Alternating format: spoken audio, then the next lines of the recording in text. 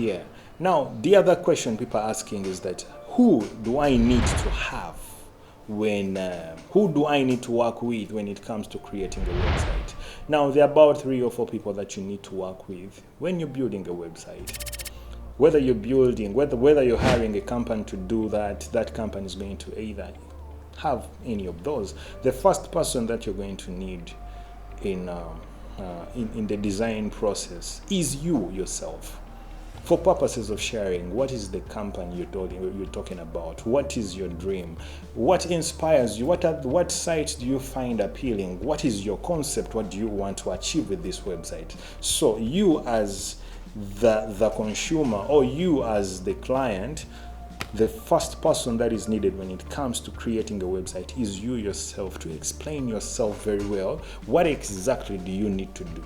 Then the second person that you need on your side is the designer or the developer. Sometimes, depending on the project, sometimes the user interface designer is different from the person who does development work, but in most cases it's the same, especially for these company websites or organization websites. So the second person that you need is literally a designer, someone who has the creative ability, the creative acumen to put together a beautiful website.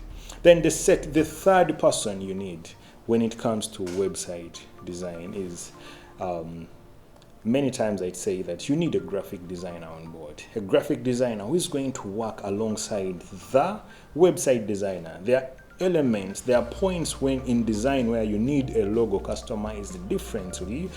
Maybe your logo officially is on a black background, but on the site, the website is white. You might need the services of a graphic designer to just work out on that logo alone. Sometimes websites have things like sliders. You might want images that have been cut in a certain way. That is where a designer comes in. But in most cases, what I've seen is that many web designers, they have a touch of graphic design, so they can double in the two. But depending on how complex the project is, if the project is so huge, you're going to need to have an independent designer to actually work with you. He could actually even work on it from scratch. You explain everything and then they'll create a prototype, share it in PDF, and you see the future of your site, the future of what the developers are going to be developing. Then the fourth person you need on a web design project is a content creator, and what we call content creator or copywriter.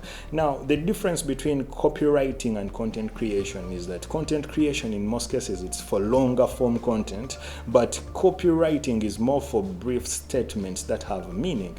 You look at a website and you'll find it has different sections. So you need someone who has the creative ability to be precise and create content that is spot on, content good to the eyes, content good to writing, that is easily comprehensible. You need that person who has that creative ability.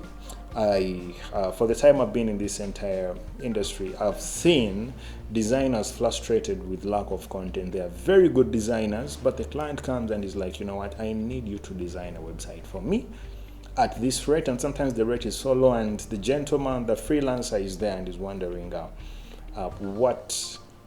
what can I is wondering how can I pull this off. So those are projects that you find that they've taken about 6 months, and you meet a client and it's like, you know what, I had a designer, this designer has been working with me, and it's been 6 months, the guy is not delivering. And then you ask some of these deep questions and like, you know, did you give him the question? Did you give him the content? And the person didn't provide the content, the person didn't provide the images, and the graphic designer, who is not the founder of the company, is there stuck. He's designing a website for this company, for this organization, but he literally doesn't know what the organization does very well. The content is not there. Now, those are projects that are work that would have been done in 2 weeks or 3 weeks. It's taking 6 months. So if you're wondering what persons do you need, I repeat, number one, you need you yourself, the vision bearer and the owner of the company organization, to explain what exactly you want. Number two, you need a website designer, someone who's going to design, someone with the creative acumen to to design a very good site. Number 3, you need a graphic designer to come in whenever design is needed. And number 4, you need to have a content writer or a copywriter, someone who's going to be in charge of the look and feel of your content, how your content sounds, how your content flows. And when you're good, depending on your budget, you might also need to have an independent photographer, because at some point you're going to need your staff photos on there, so a photographer comes in to take, if your website is all about your product is visual and it's a product, we need to see those images. You may need a photographer, services of a photographer at a later stage, which visuals are going to be put.